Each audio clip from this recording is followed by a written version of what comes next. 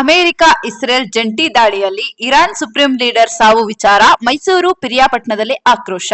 ಶಿಯಾ Muslim ಸಮುದಾಯದಿಂದ ಮೇಣದ ಬತ್ತಿ ಬೆಳಗಿ ಮೌನ ಪ್ರತಿಭಟನೆ. ಕಪ್ಪು ಹುಡುಗೆ ಕಪ್ಪು ಪಟ್ಟಿ ಧರಿಸಿ ಭಾವಚಿತ್ರ ಹಿಡಿದು ಮೆರವಣಿಗೆ. ಪಟ್ಟಣದಲ್ಲಿ ನಿರಾವ ಮೌನದ ವಾತಾವರಣ. ಖಮೇನಿ ಸಾವಿನ ಸುದ್ದಿಯಿಂದ ಕಣ್ಣೀರು. ಅಮೆರಿಕ ಅಧ್ಯಕ್ಷ ಡೊನಾಲ್ಡ್ ಟ್ರಂಪ್ ವಿರುದ್ಧ ಪ್ರತಿಭಟನಾಕಾರರ ಆಕ್ರೋಶ. ಶಾಂತಿ ಮಂತ್ರ ಹೇಳುತ್ತಾ ದ್ವಂದ್ವ ನೀತಿ ಅನುಸರಿಸಿದ್ದಾರೆ. ಈ ಯುದ್ಧ ಅಗತ್ಯವಿರಲಿಲ್ಲ, ನಮ್ಮ ಹೋರಾಟ ಮುಂದುವರಿಯುತ್ತದೆ. ಪ್ರತಿಭಟನೆಯಲ್ಲಿ ಶಿಯಾ ಸಮುದಾಯ ಮುಖಂಡರು, ಯುವಕರು ಭಾಗಿ.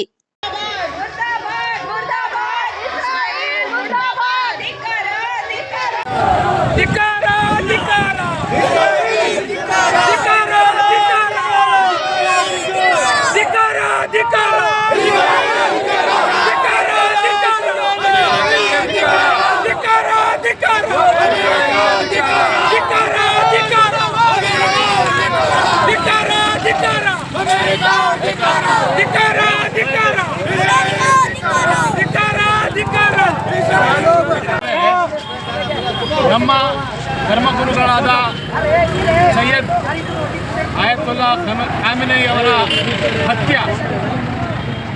ಯಾಕಂದರೆ ನಮ್ಮ ಅಮೆರಿಕ ಮತ್ತು ಇಸ್ರಾಯೇಲ್ ಅವರು ಭಾಳ ದುಷ್ಕರ್ಮಿಗಳು, ಶತ್ರುಗಳು.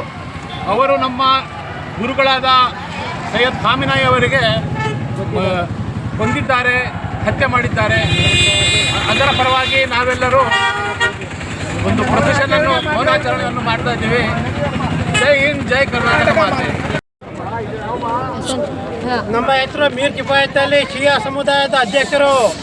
ಇದು ಮೆರವಣಿಗೆ ಮಾಡಲಿಕ್ಕೆ ಕಾರಣ ಏನಂದರೆ ಮೌನಾಚರಣೆ ನಡೆಸ್ತಾ ಇದ್ದೀವಿ.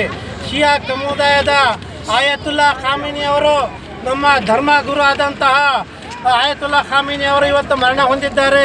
ಇಸ್ರಾಯೇಲ್ ಮತ್ತು ಅಮೆರಿಕದವರು ಯುದ್ಧದಲ್ಲಿ ಇವತ್ತು ಹತ್ಯೆಯನ್ನು ಮಾಡಲಾಗಿದೆ. ಆದ್ದರಿಂದ ಅವರನ್ನು ಅಮೆರಿಕ ಅಧ್ಯಕ್ಷರಾದಂಥ ಟ್ರಂಪ್ ಹಾಗೂ ಇಸ್ರಾಯೇಲ್ ಅಧ್ಯಕ್ಷರಾದಂಥ ನೆತನ್ಯಾಹು ಅವರನ್ನು ಇವತ್ತು ನಾವು ಶಿಯಾ ಸಮುದಾಯದವರು ಅವರೆಲ್ಲರನ್ನು ಇವತ್ತು ನಾವು ಖಂಡಿಸ್ತೇವೆ. ಇವತ್ತು ಶಿಯಾ ಸಮುದಾಯದವರು ಇವತ್ತು ನಿರಪರಾಧಿ.